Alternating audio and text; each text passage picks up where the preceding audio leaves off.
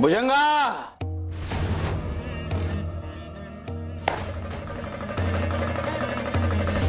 काय रे? आम्ही धपाडा घातला की आशीर्वाद दिला? स्वामी, ते तुम्हालाच ठाऊक. काय काही लोक आपल्या मनाचे अर्थ लावतात. आमचा धपाटाही त्यांना आशीर्वाद वाटतो, शाबासकी वाटते. एकाला दिलेला धपाटा दुसऱ्या करता आशीर्वाद असू शकतो. शिव शंकर शंभो.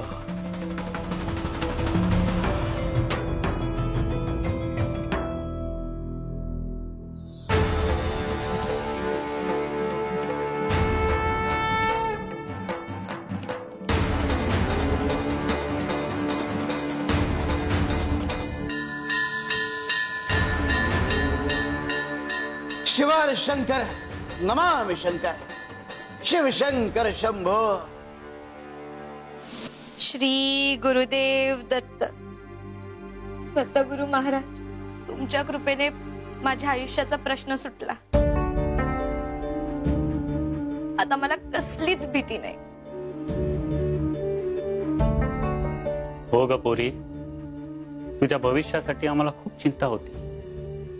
दत्तगुरु महाराजांनी तुझी काळजी मिटवली आणि शेवटी तुझं लग्न ठरलं.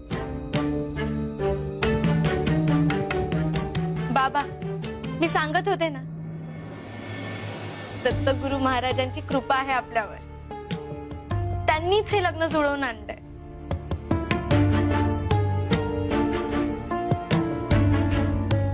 घे तोंड गोड कर. खूप खूप शुभेच्छा. बरं, लग्नाचा मुहूर्त उद्याचाच आहे. तयारीला लागायचं हं आता.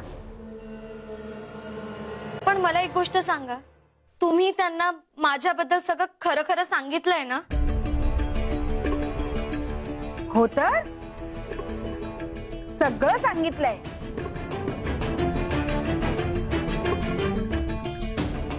हो ग, आम्ही त्यांना सगळं सांगितलंय आणि त्यांनी तुला तुझ्या गुणांमुळेच तुला पसंत केलंय आणि तू जशी आहेस ना तशीच त्यांना आवडली आहेस.